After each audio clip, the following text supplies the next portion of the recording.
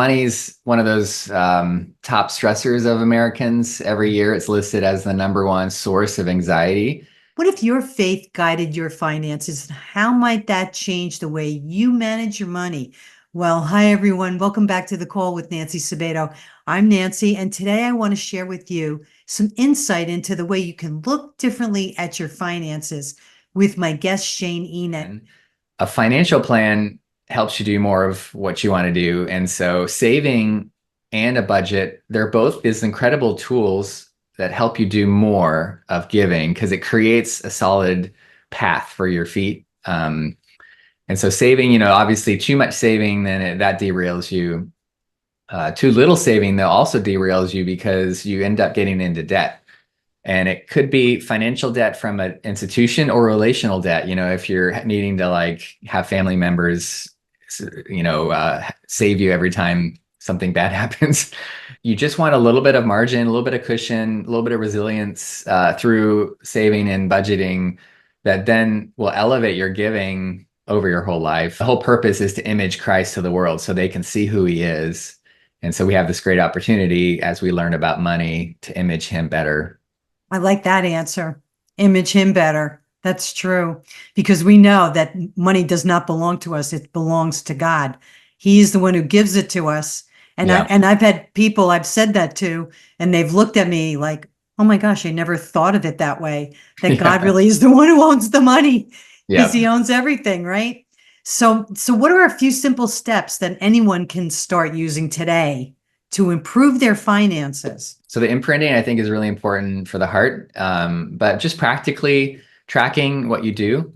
So if you were to think about if you and had your grandchildren and you were going to start giving them a regular amount of money, let's say it's a decent amount, and you're wanting them to kind of like run some of your business. The most basic thing they could do is keep track of what they're doing with your money. Like that's just like ground level. If you're anyone who's a steward of someone else's possessions and stuff, the most basic kind of like posture and activity would be just to keep track so that when the owner comes swooping in sometime, the steward's like, here's what I've done. It's not, so I'm not saying to like control what you've done, just keep track of what you've done. And too often, I think people don't have that mindset of being a steward. And so an owner can do whatever they want. They don't have to keep track, even though it's still good, I think. But a steward particularly should just kind of keep track of what they're doing. Traditionally, people just have some sort of journal book where they keep an account, so like in the past, it's been a checkbook where you're kind of like have all your transactions on there. You could also have a journal one. I have different budgeting systems. You can do it by paper. I personally think the apps are the best, where they just connect to your bank or your credit card. And then 3 minutes a day, I just look in the morning and categorize my expenses. And then everything is in now together, all the data, pie charts. And so once a month, my wife and I get together and we pray over what we see. And once a year, we have a huge kind of, we call it our money date, where we plan about look back at what happened, plan about the next year. But all of that is like acting like a steward. And it also stabilizes all of your spending because you can really see what's going on each day and kind of react to changes. So the tracking you can do with a heart of gratitude because I call it a financial gratitude journal when you track, because every time you're writing down your transaction, you're seeing how God's provision is happening real time. And it's good to pray over food, but I think it's even better to pray over the moment that you've bought the food because that's the moment God's provided it. And so then you get this heart of gratitude. You get to act like a steward. You're shining a light bright on your activities that starts changing you. So that to me is like the foundation for making any kind of good financial plans or financial kind of decisions. It'll make it so you can give more. It'll make it so you can save more. So just tracking. And then the second step, I'd say, once you get I always say track at least 6 to 9 months first. Don't try and change anything. Just track, like just see what's going on. And then you can start to plan, and really envelopes are the key. So whenever you get paid, whenever you get new money, you set it aside into envelopes that all have different categories, and you only spend money out of envelopes that have money. And that just really creates a proactive sense of knowing what's happening. And physical envelopes are getting less and less possible because cash is just very difficult nowadays to have. So then digital envelopes are kind of now the thing. And this is how apps facilitate this really well. So the two apps I'll mention, and there's more apps in the appendix on the book. But You Need a Budget, YNAB, YNAB. That's the main one I use, and that's the main one that's used kind of across the nation. And then FaithFi is a great one too. So Faith and then FI, so FaithFi.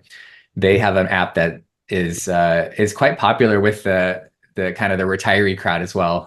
But that one is connects you to a faith community, and both those apps are great. But they let you, if you connect it to your checking account, where it's not connected as in the money's actually connected. It's just connected in that they can view what's going on. And so as let's say you get a Social Security check of 2,000, then the moment that hits, then you just put it into different envelopes. And so then as you spend, you can see the envelope, whether there's any money in there. And so we put in $80 into our date envelope every month for my wife and I. And it's been 2 months since we've dated because summer was kind of crazy. And so we're sitting on $300 right now. And so my wife and I are looking at this envelope. We're like, we're going to have a good date, like this is going to be a really good date.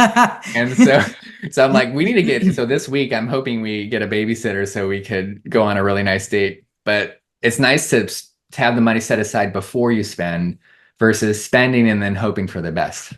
Yeah. I know you talked about, a little bit about how you wrote this book and why you wrote it, but what really personally inspired you to write it and why? I was like, how do I love Jesus more as I learned this? And I just kept looking around. I'm like, all right, there's some curriculums that talk about, God owns it all. But there's no one that's talking about the gospel. Like I want the gospel, like I want Jesus. I want to honor an abandoned heart. I want to honor someone that truly has that passion to just leave everything. Shane wrote the book, Whole Heart Finances, a Jesus-centered guide to managing your money with joy, aligning your financial decisions with Christian principles, encouraging readers to bring their whole heart to Jesus in matters of money management. And you can find out more and how to get his book and many other resources on his website, wholeheartfinances.com. And Shane, what would you like to leave my audience with today? Like too often when we say, I love you, Jesus, it's just words. And it's nice, it's good to worship, but it's so like pleasant to do something, like actually do something. And so I think money is that moment where we get to actually show our love instead of just say our love. And that's to me a joyful way to engage in our stewardship. And so then we grow in our stewardship skills so that we can show our love and experience that grace over and over again. And the more, the merrier, so, but yeah, try and think through how this is about enjoying Jesus more through growing in money skills versus bearing full financial responsibility and just thinking this is all on me and Jesus is just going to leave me here because he doesn't like money. What if finding joy in giving was possible? What simple practices could help people experience their joy in money management? I invite you to share your story in the comments below. How have you seen God improve your finances? Use the hashtag #PoundFaith. And if you enjoyed this, please like and subscribe for more Christ-centered interviews. Be sure to visit the website, thecallwithNancySabato.com, and see all the updates on our previous guests. Until next time, all glory and honor to King Jesus. Sound